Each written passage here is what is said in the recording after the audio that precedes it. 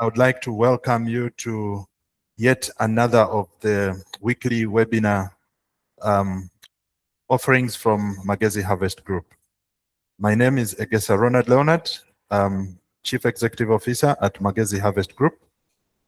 And today I will be hosting or presenting this on this topic with Agnes. So I would like to invite Agnes to briefly introduce herself, and then I will go into the introduction to the topic.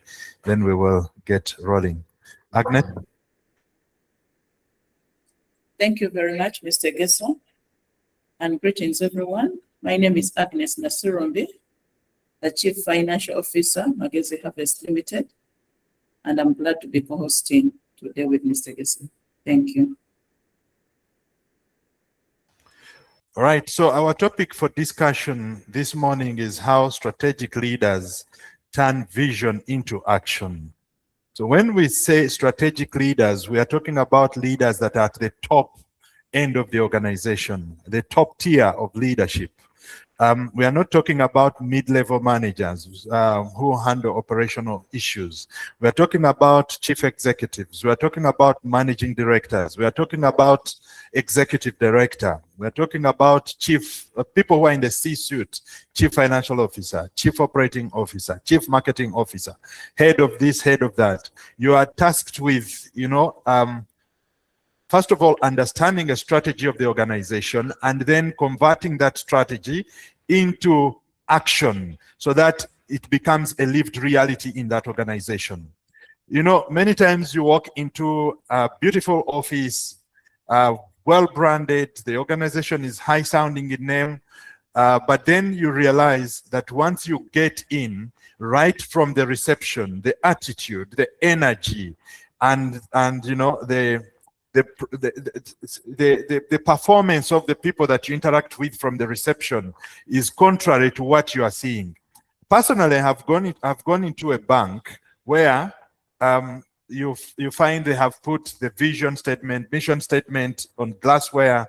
They have talked about this is a high integrity environment, and then this is where you find people who cannot even explain the products that they are offering.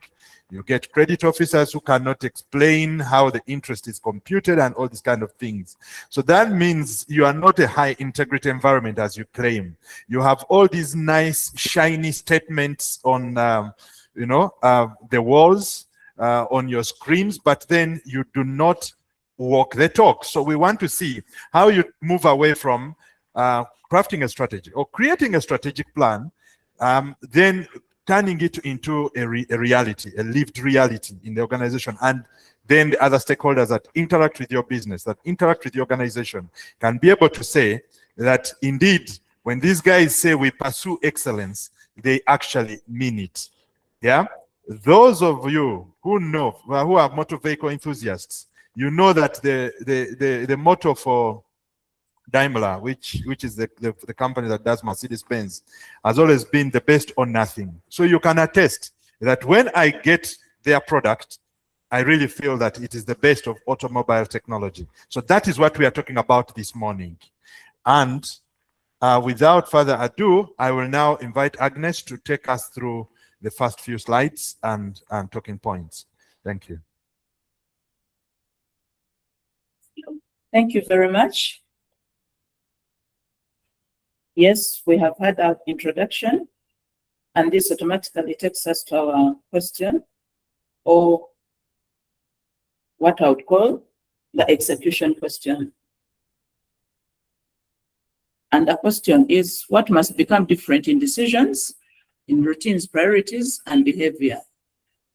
As Mr. Guest has explained, using the bank example, we have done things over and over again, and you're getting the same result. So it's time that we change how we do things to expect different results. This question implores us to take a critical look at how things are being done in our organizations. If we have moved this direction and we seem not to achieve what we intended, then it's high time we change the direction we take. So as leaders, we have to come to that point whereby we evaluate how things are going on and think of what we can do differently to make things different. You could change a lot in the systems that are operational, and this, at the end of the day, will give a result.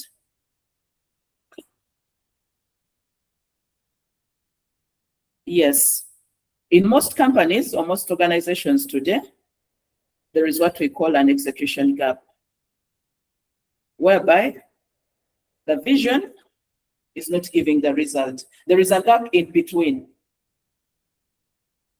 And the vision, when we look at a vision, I would love to say, vision is the destination, whereas action is the journey we are taking. So, how do we address the missing link in between the vision and the result that we aim at? We must aim at changing things in the organization and having that which we can do repeatedly and create it into a behavior that will eventually give us the desired outcome. So as leaders, it's our duty to spot. It's not about making statements that will excite employees, make them feel nice. No, it's what we are having as a vision practical? Is it leading us somewhere? Do we have a strategy to that effect that will, at the end of the day, achieve what we intended to achieve? That's the big question. And that is what we are feeling in this discussion. Why are there execution breaks? There may be everything set beforehand. You may have a good vision, but you find your strategies stalling. What contributes to that? You have to look at the reasons that may be contributing to you not achieving what you intended to achieve. The vision may be too broad, and everything is turned out to be a priority. And the moment you prioritize everything, then nothing is a priority. We have unclear owners. You did not, from the word go, explicitly spell out who does what. When everything is done collectively, then it's owned by no one. We have also misaligned systems. And what do I mean by that?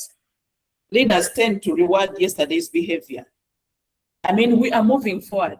And here is you looking at what happened yesterday. Yes, it happened yesterday. But today, what are we focused on? Where are we moving? What do we have to do today that will give us a stepping stone for tomorrow? Let's have a shared language for execution. We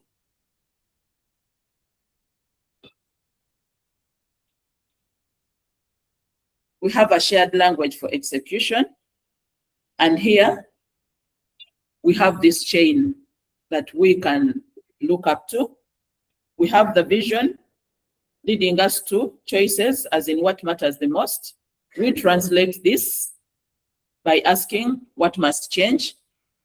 And this change must lead to a change in behavior. What do people do that they must do differently, or that they must continue doing if it's good in that sense? And then reinforce the systems.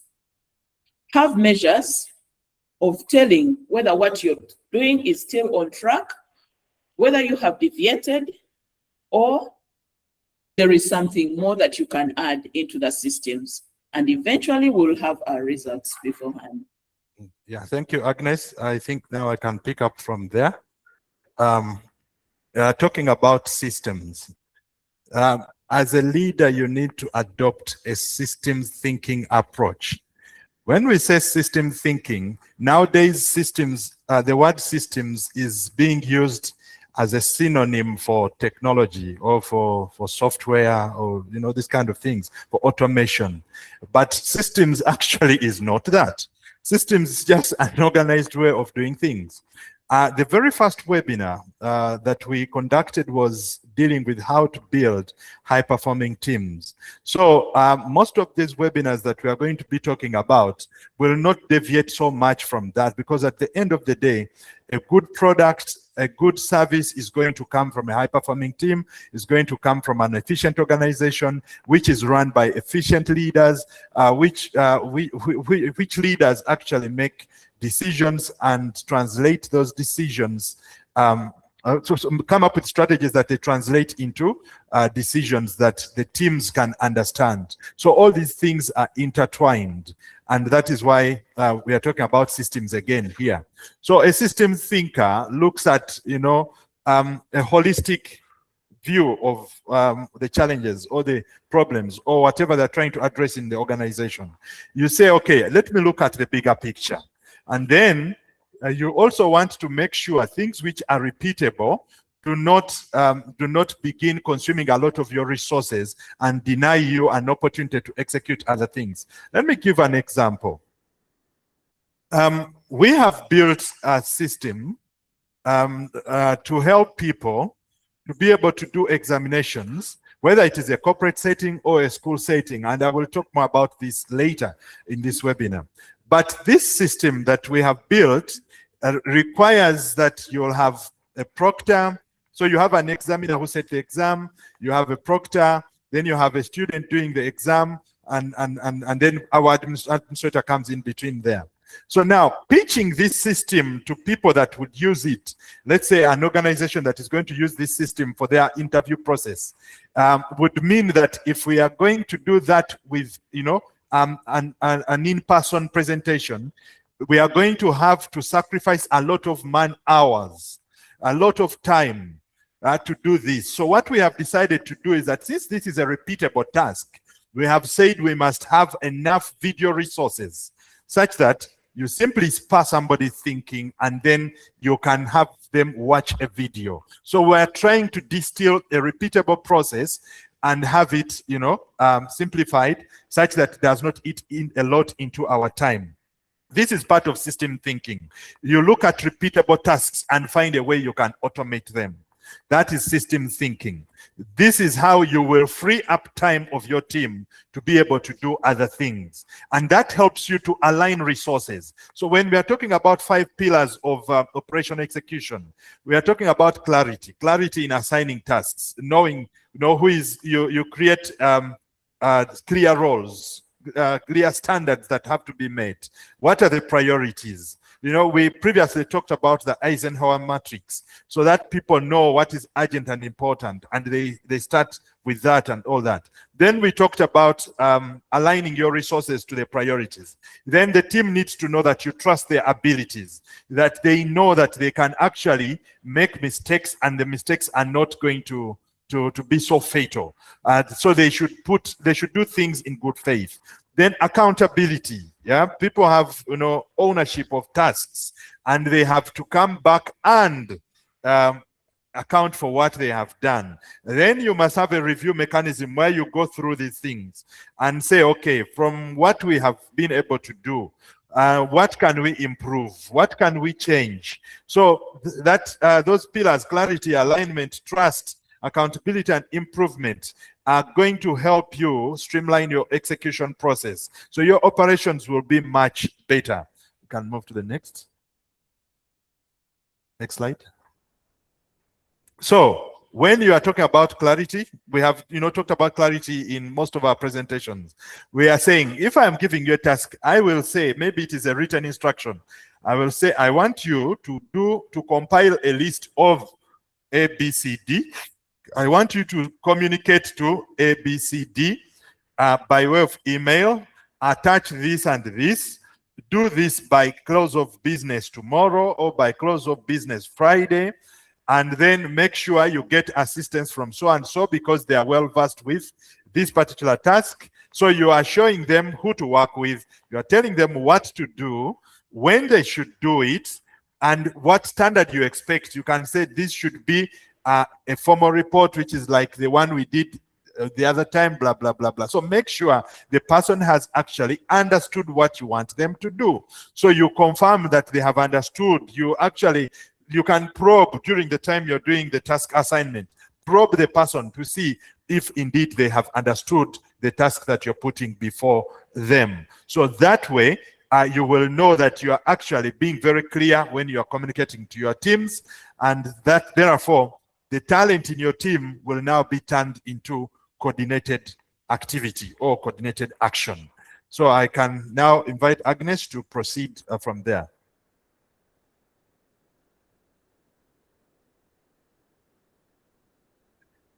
Thank you, Mr. Gesa. Here our slide shows us moving from words to works. We turn aspirations into observable behavior. As leaders, it's our duty, of course, to set the direction. And then we very well know that as leaders, it's still our duty to get people to move that direction that we have set. Setting the direction is different, and then having people follow you in that direction is another thing. So a leader may only use words and telling people, we have to work hard, we have to achieve, we have to do that. But does your team see that in you? Is what you're doing as a leader emulating what you're trying to tell these people? As human beings, we learn more from the practical examples. I hear some leaders saying, do as I say, not as I do. But I think the reverse is true for leaders. It's do as I do, because that way your team gets to know exactly what you value the most. You can't tell me to be punctual all the time, and as a leader, you're coming late. If I see that my leader is always coming on time in office, it does not have to be read somewhere. I will definitely know that it's my duty to do as my leader is doing. So as leaders, let's aim at moving from words to works by living by example. And here, as leaders still, we have what we call priorities and trade-offs. It was earlier stated that you cannot prioritize everything. In our strategies to achieve our visions, we set out what we have to do. But not everything is a priority. When you prioritize everything, then nothing is a priority. So as a leader, you aim at setting out what matters the most. And here we have a priority filter that could be a good guide. It has questions, for example, does it materially advance the outcome? Does it require leadership attention now? What will we stop, delay, or simplify? You may be presented with a number of activities or a number of items that you as a leader need to approve to be carried forward. But you should be in position to filter out what you consider priority in connection to your vision.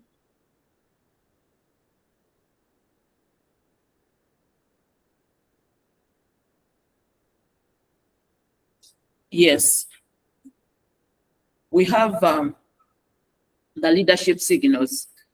People learn the real strategy by watching what leaders pay attention to, reward, and tolerate. Like I said earlier on, you cannot be rewarding yesterday's behavior, and yet in your statements, you say, we move forward. We acknowledge yesterday and leave it and have today set out. And what do we now prioritize and set to do repeatedly? Because what we are looking at today is having what we can do as a repeated activity that will eventually create a behavior, and this behavior is aimed at us achieving our end goal. So leaders should have that at the back of the mind, that what I do, I should aim at doing it repeatedly. If it's something that is not yielding, definitely change it and adapt something that can work for the company, that can produce results, and do it repeatedly. So who decides, who contributes, and who is informed? You know, there is a famous gentleman who is highly profiled in the men who built America. The men who built America. So that gentleman is called John D. Rockefeller. So Rockefeller said business is war. That was his approach. Whenever he was dealing with his business, he looked at it as an act of war. So he was treating it as war. So wars are fought by the military. So we must look at the way the military execute things. How do people in the military, handle decision making? So for them, it is about clear ownership. That's why they have different levels of commanders. So you have commanders that command a section, a platoon, a section, a company, a brigade, and then a division or a command like that, and then the entire army. That is how the military is layered. So even when we are dealing with other organizations, like our businesses, so we have those low-level supervisors, we have mid-level supervisors and mid-level managers, we have senior managers, and then we have the top strategic layer. So at any point, make sure it is very clear who owns that decision. So there must be one accountable decision maker at that particular point. And then the other people that are supposed to contribute, who form the team, it must also be very clear who forms the team. And then those are the people that are actually going to execute whatever you are telling them to do into action. And then who else is going to be affected? They must be informed. Now, one common problem in modern companies or modern businesses or modern business environments is that people do not think about the last bit of who gets informed. Someone sends an email and forgets that actually my boss or my colleague in finance, my colleague in operations, my colleague in this needs to know. So they don't copy them in the conversations. So you will end up with disjointed conversations. But if each time you are making a decision to communicate, you should think about who is supposed to be informed. So and so needs to be informed. So you include them such that they know what is happening. They can follow through and know what developments are taking place. So it's very important that you get to know about who gets to be informed. Then alignment. So resources must follow strategic priorities. I'll tell you a story. I once had a client who said they were building a Bloomberg for Uganda. I don't know if you know Bloomberg, the business channel. Okay, Bloomberg is not just a business channel. They have a business channel, yes, but they have the Bloomberg terminal, which helps people to do trades, and they are selling subscriptions to their software, which is run on the Bloomberg terminal. So this guy says, I want to do a Bloomberg. Now, his understanding of Bloomberg was just the media channel, where people go and get business news. They get to know what's happening in the securities markets all over. So he thought that is what Bloomberg is.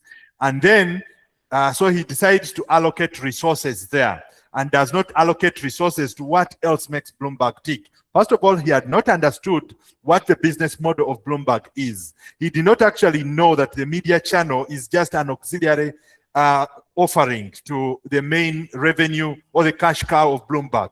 The cash cow of Bloomberg was not actually the media channel. But with just a limited understanding, he came and started allocating resources to the media channel without allocating resources to technology and innovation. And even when I came in as a strategist and tried to, to tell them what this actually implies, he did not understand it. And as they say, the rest is history. The channel no longer exists. So allocate resources where your priorities are.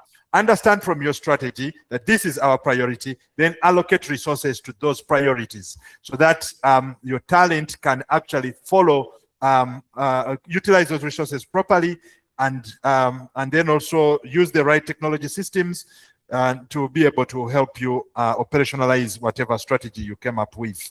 Then the other issue we can talk about is policy, where rules enable the desired behavior. You could desire. I have a scenario where I had a client who was running an NGO some years back, about 15 years ago. internet proliferation was not that much. So you didn't have fiber internet in many places, even in offices. So this gentleman decides to tell his programs director that you must always update the website, you must always run mail, send mails on mailing lists and all these kind of things. But then his policy is that nobody must use the internet when he's not there. So when he travels, he puts off the internet. The rest of the office is disconnected from the internet. But he's expecting that these guys will be able to execute what the priorities that he wants. So when the donors would come in, then he starts firefighting. And he wants to find fault in the programs director and his team who have not done what he wanted. Now, that is actually shooting yourself in the foot. And we are saying that as a leader, you must always be aware that the policies that you come up enable the behavior that you desire your team to espouse. That is very important, and it's something that you should take seriously. So, from strategy to the job, how do you translate strategy into role level expectations? So we are saying as a leadership team, you must set direction. Resolve trade-offs. Agnes has already talked about the trade-offs. Remove any barriers. Now, one management guru said that, you see, translating from vision to action, he coined an acronym called VOTA.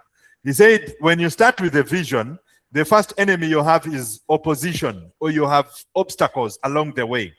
Now, your job as a leader is to do transformation, to transform the obstacles and then get action.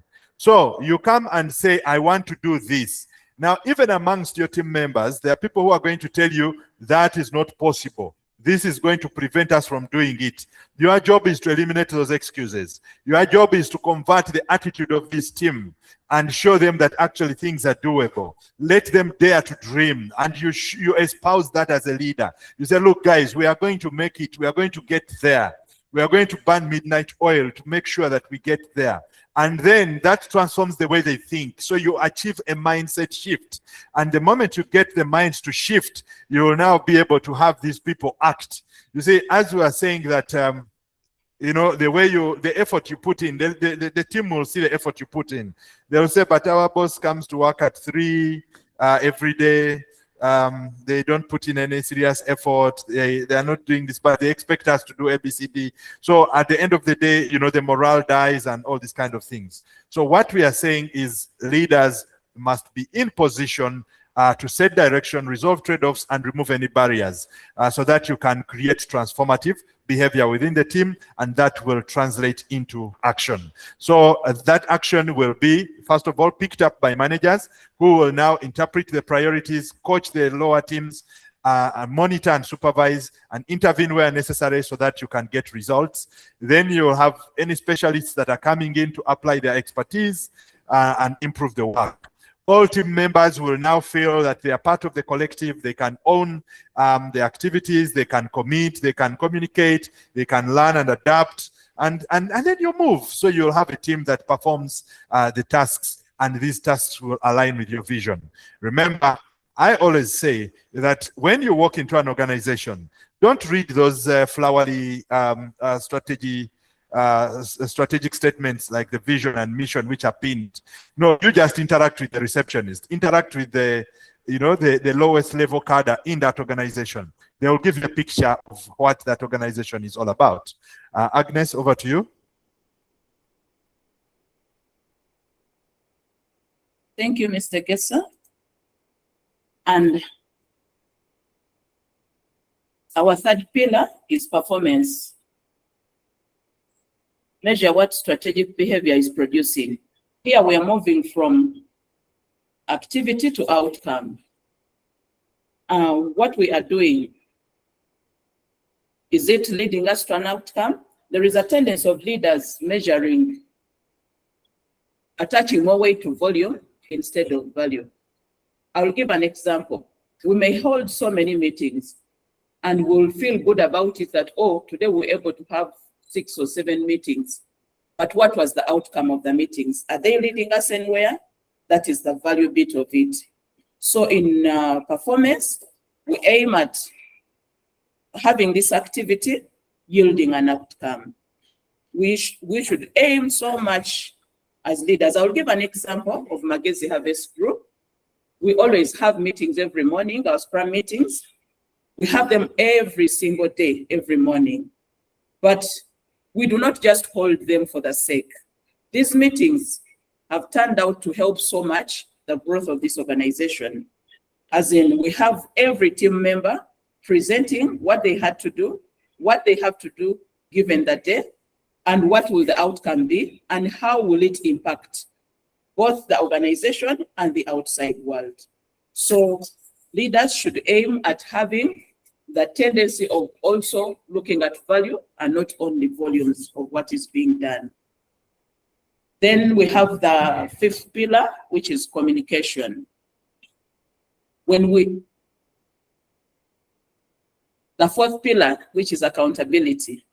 And Mr. Gesa has already talked a lot about accountability.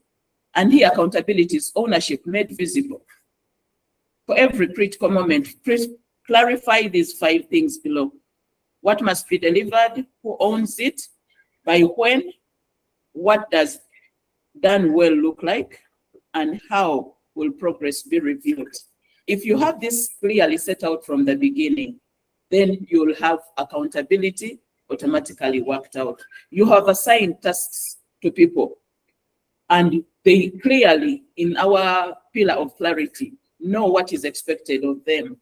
And they know I own this assignment, and this is my contribution to the team. And these assignments have deadlines set out. I should have this done by this time. And it's not only about doing, like I've said earlier on, it's not about the volume, but the value. So this person will ensure the work is well done, and they should establish done well. What does it really look like? What must my work appear like at the end of it all? And we'll have the progress reviewed. Next slide. Our fifth pillar is communication. Communication is crucial, and it has been said over and over. When there is a communication gap, things will not work out. And communication does not simply mean a flood of messages. No. There are so many forms of communication. And as a leader, aim at having or putting to use these different ways of communication. And as we stated, that a leader saying something and not doing it will create a gap in the implementation. So by a leader acting or living up to their words is a form of communication. So have this communication laid across to the entire team. We've already seen assigning accountability, and then we'll have everything moving as planned. Communication is a very big barrier to performance, to execution.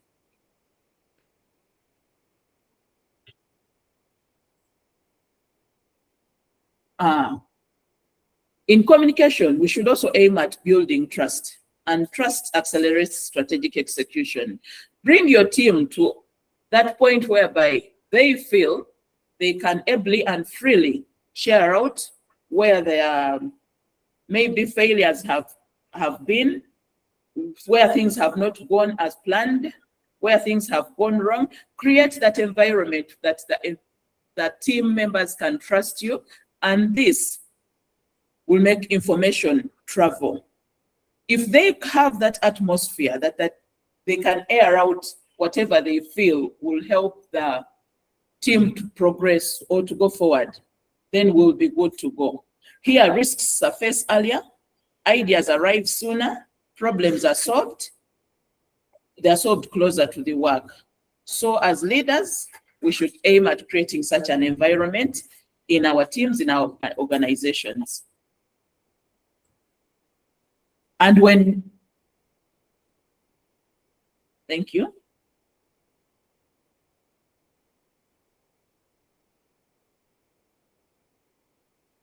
Can we go to slide 18?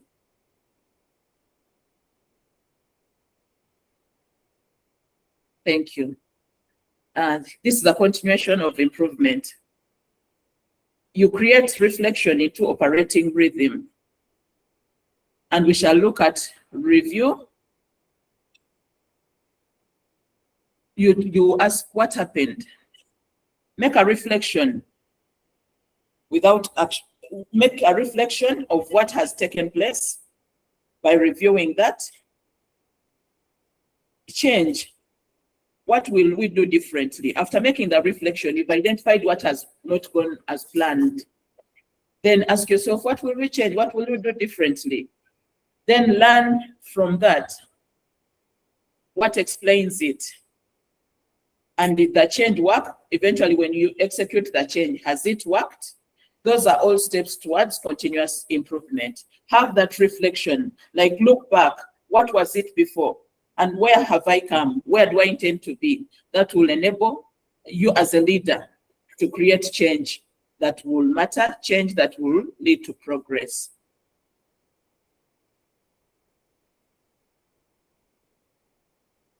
Slide 19. We have systems and routines. Okay, so I will pick up from there. Systems and routines. Make the desired behavior easier to repeat by the team. They shouldn't be engaging in guesswork. Your policies in the organization must have clear boundaries. Processes must shape the flow of work. Do people in your company, in your business, understand the business process mapping? Do they have a clear map that when we move from here, we go here? Move from here, we go here. In fact, for many of the clients that we interact with or that we work for, one of the first things we handle in the first few weeks or days of engagement is to create for them a staff handbook, so that right from the point when a new member of staff steps into the company, they know that these are the do's and the don'ts. So the policies are summarized in that book. They also understand that if I need to get leave, these are the different types of leave that are available. This is how I apply for them. If I want to get a salary advance, if I want to get a loan. So all these things are made very clear, and the processes are captured in there. If there is conflict, how is conflict resolved and all that. So all the basic things that they need to know are handled right from there. But you find that in many places you just go and then you have to discover things on your own. So that is not a well-run institution. So we always encourage our clients that they should have processes well understood by the teams internally. The moment you realize somebody has made a mistake because there was a gap in communication, then you quickly address also the systems gap, and the processes must be made very clear. Tools. You create, try to avoid, create a tool that reduces friction, and then create routines that create repetition. People must be able to understand what is it exactly that forms the iteration for you to be able to get a certain result. So how do we go about, let's say you have a business, you are looking for customers, or you're looking for clients. So the question is, how does a client come to be how does someone move from down the funnel from being a prospect to being our client, and then we begin giving them a good experience? So that process needs to be well documented. So you will see that some people tell you that you just have to create standard operating procedures, you have to create manuals for every process and all that. That is all good, and all you're trying to do is to try and make it easy for people to understand that these are repeatable tasks, and these are the standards that you have to observe. Next. What to stop? 5 execution traps that leaders should actively prevent. So you should avoid things like, slogans such as values are visible, behavior is not. No, behavior is actually visible. People learn more from what you're doing than from what you claim should be done. Then having too many priorities, that means you do not have, you are not following the Eisenhower matrix. You're not doing, you're not prioritizing to have certain things that must be ticked off first, and then others follow and all that. Then activity metrics. Teams measure effort, not outcomes. Now, these are things you should avoid. Doing hard work is not the same as working hard. People need to understand that the outcome must be well understood and how it is going to be measured. Not the number of hours that you spent, but what did you produce in those hours? That is what a leader should be asking for. And the minds of your people should be configured that this is going to be the metric that is going to be used to determine their performance, and not the number of hours they are putting in. So they should learn to work smart. They should learn to understand what the task is. So they must make sure they push you on clarity, such that when they execute a task, they are able to produce the desired outcome, rather than thinking that they will cry and say, you know, I spent the whole night awake, but at the end of the day, you could spend the whole night awake. You are asked to produce a 10-page report, then you produce 5 pages of poorly written work. Mixed signals. Leaders tolerate what the strategy rejects. So when you send mixed signals, you confuse people. So you're actually backtracking on what we have already discussed on clarity. And then when you have similar problems recurring in the organization, it means you are not helping people to learn from their past mistakes. And we have already said you must have a clear review mechanism so that people can learn from the evidence that is available from previous tasks that have been executed. Let's go to the next one. Agnes, you can proceed from there.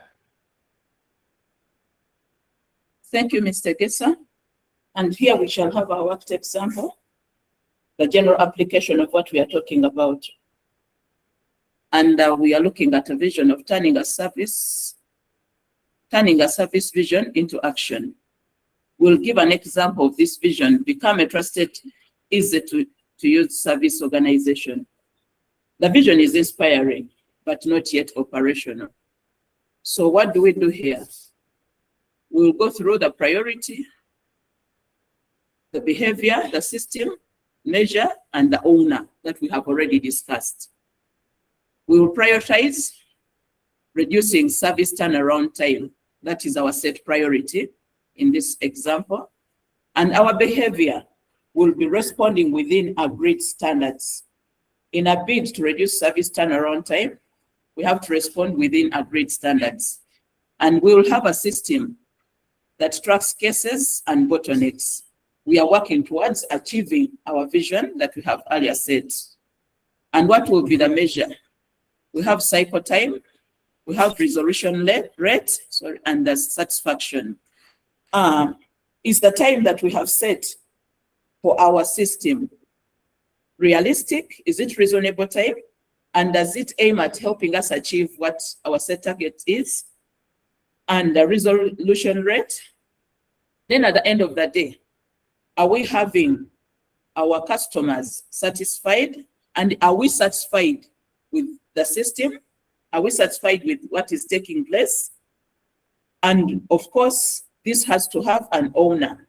And that owner is the person accountable, who will stand out at the end of the day and attest that surely we set out to do this, we did ABCD, and here we are, everything has worked out. All this has not worked up to expectation. We need to change this. We need to improve on this.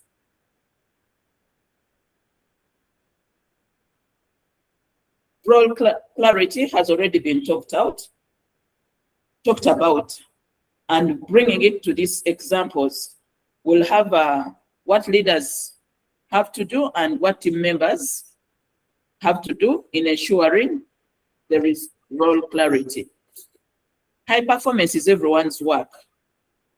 Leadership sets the conditions. So as leaders, in setting out the conditions, you set the direction and priorities.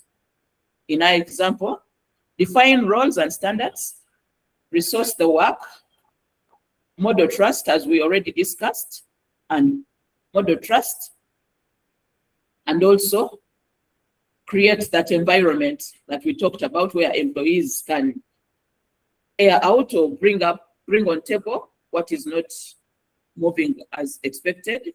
Remove any barriers that may affect performance. That is a role of a leader to do that. And you will also have to review performance fairly. Look at ideas and not at people. As a leader, it's your obligation to do that. Because when you look at people, you'll see the fault in Agnes. And yet at the end of the day, Agnes may be producing very good work. But because you have that bias already, it will be a barrier or a blockage to what our intended outcome should be. Develop people deliberately. Let everyone have a fair hearing. Let everyone be on equal footing before you as a leader. Then team members, your own commitments. Collaborate across all the roles. Communicate early where things are not moving. I still gave an example of our everyday meetings. In those meetings, every team member is called upon to air out what they feel is their barrier, what they feel is stopping them from achieving what they have to achieve or from doing the work the right way they have to do it. Then members also ask for clarity where you feel you do not understand anything. The leader may have communicated, but on your side, you didn't get it clearly. So team members have to seek clarity and support one another in executing. We work as a team, not as isolated individuals. So it's team members to seek out.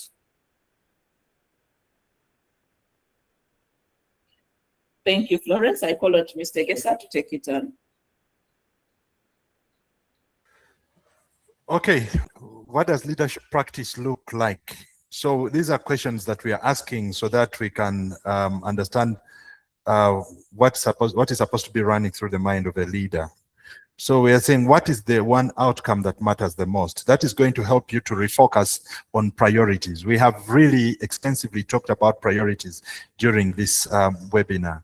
Then who owns each critical result? We've talked about ownership. So you should always make sure that the communication that you send out when giving out tasks to your teams must be very clear who is going to own the critical result. Can people challenge ideas safely? Agnes has submitted about creating a psychological safety net within the organization such that people are free to express themselves, and this also spurs innovation within your team.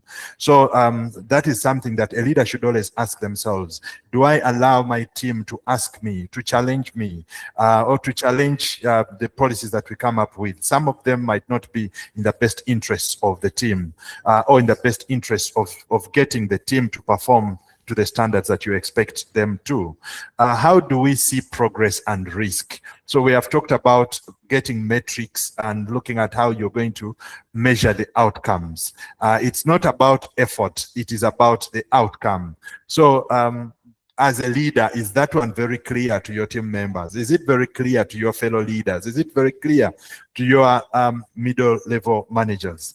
Then what will we improve this week? So we are looking at moving the needle, moving forward, not just rewarding yesterday's behavior like we talked about. Yes, yesterday you performed well. You can clap for yourself, you can celebrate, you can toast to it.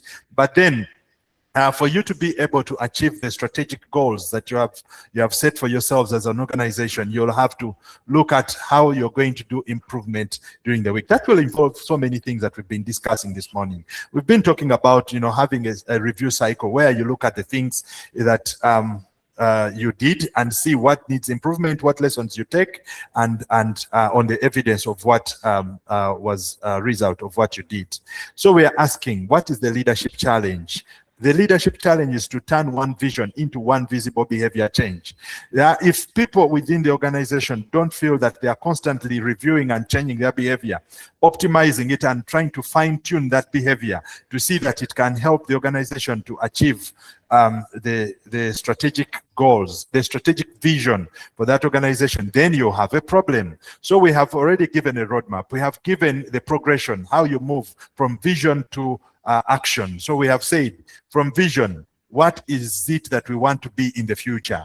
Priorities, what matters the most? Start from there. And we constantly keep referring you to the priority matrix or the Eisenhower matrix. Then behavior, what changes? You keep refining your behavior constantly to see that that behavior coupled with the systems that you keep refining as well.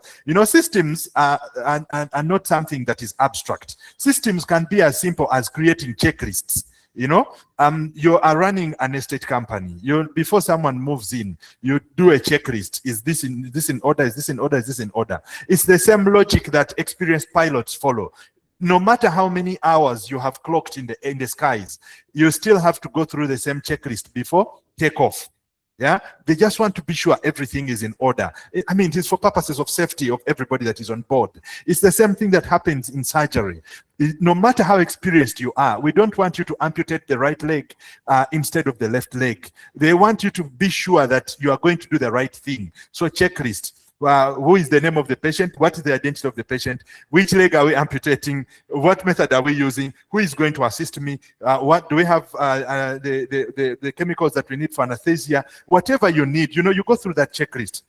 When we are coming into these meetings, we do the same thing. We ask who is going to do the recording, who is going to run the presentation, who is going to do this. So it's developing things like checklists is one practical way of adopting what we call a systems level thinking. You must think in terms of systems to make things easily repeatable while not compromising standards. That is what we are talking about.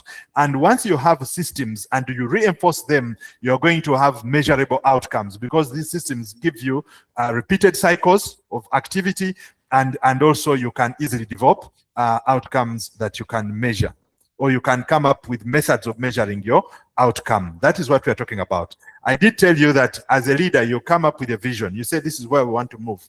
But then there are obstacles and those obstacles, I say it, can involve the attitude of the members of your team. So you have to actually fight those obstacles by sensitization, by persuasion, by trying to inform, by pointing the people in the right direction. These are the resources you need to learn and all that.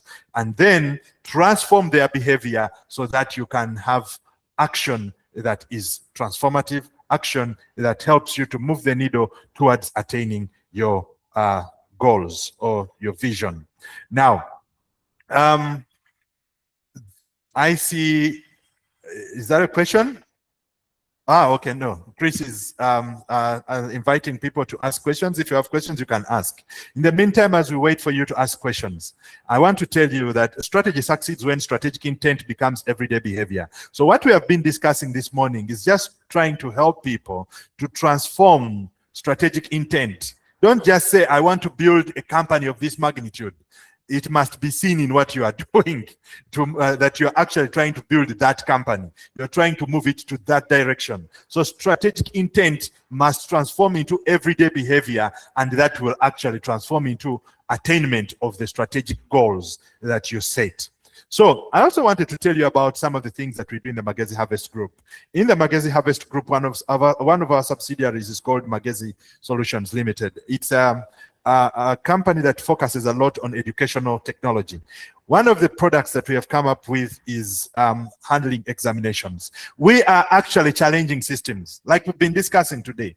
Many leaders don't get trapped into saying, oh, this is how people are doing things. You challenge systems. Are those systems still realistic? Are they still fit for purpose? So for us, we are asking, is it still fit for purpose for people to be doing examinations, whether it is interviews in corporate institutions, or it is examinations in schools and higher institutions of learning?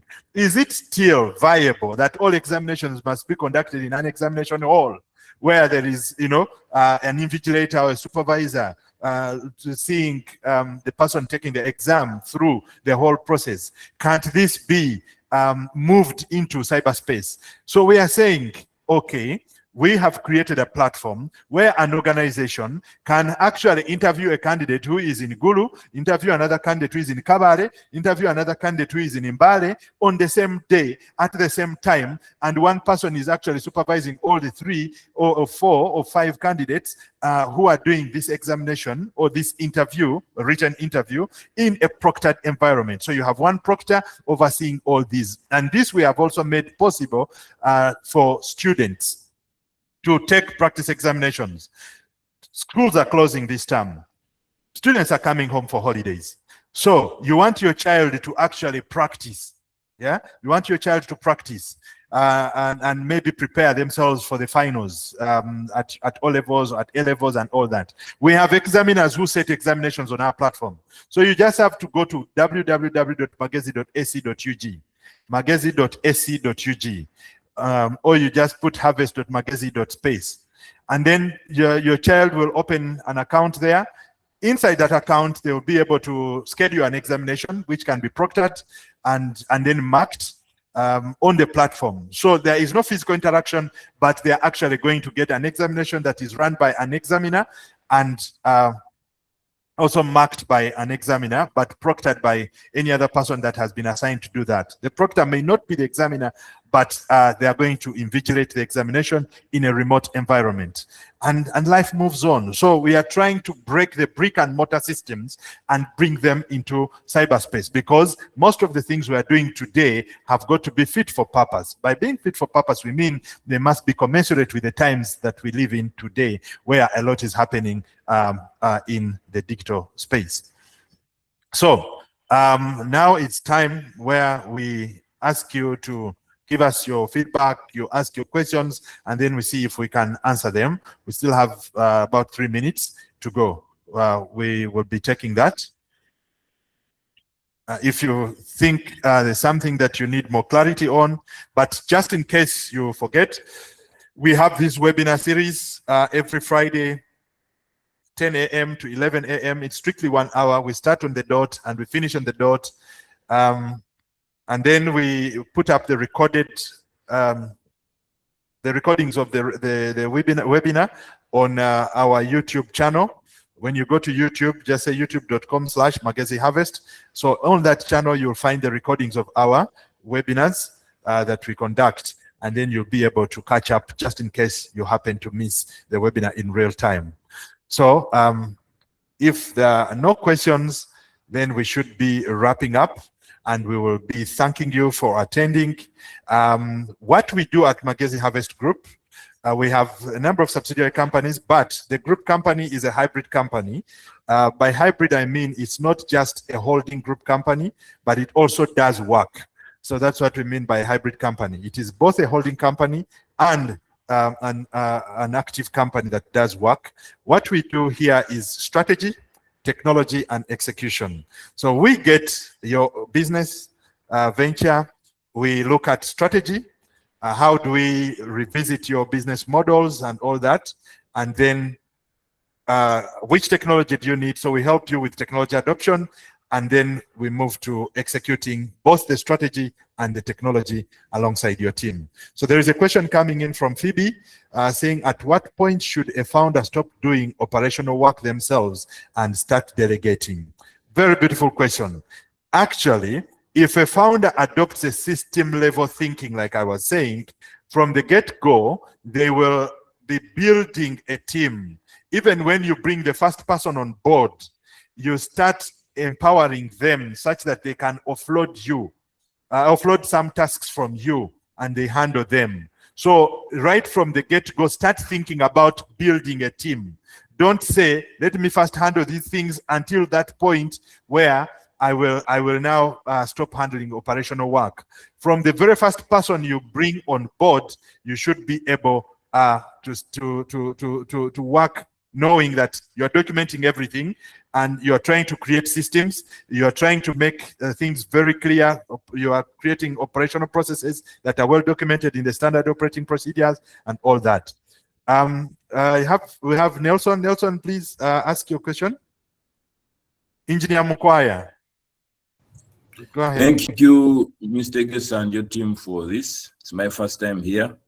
I came in towards the end and I like what I heard. I just need to pick correctly the link to the recordings. Okay. Yeah. Okay. Perfect. So I'm going to ask Chris to share the link in the chat box, so members on the call can get access to the link. There's another comment from Stephen. I like the slides, well designed, thank you. Many experts with good advice end up presenting very poor slides. Like we said, we have a checklist. We try to do preparation. So it is that behavior that we have created. We believe that we cannot go to help clients organize their businesses if we are not organized. So we try to live by the same principles that we preach. That is the Magezi way. That is how we do things at the Magezi Harvest Group. So members, it's been a pleasure. We thank you for joining us this morning for this webinar. Next week, Chris, you could give us the topic for next week. Or Florence, you ready? Okay. You shared it in the chat box? Okay, so the topic for next week has been shared in the chat box. So if you are interested in it, please don't miss out. 10 a.m. on Fridays, we'll be together. It's been a pleasure. Have a good day. Bye-bye.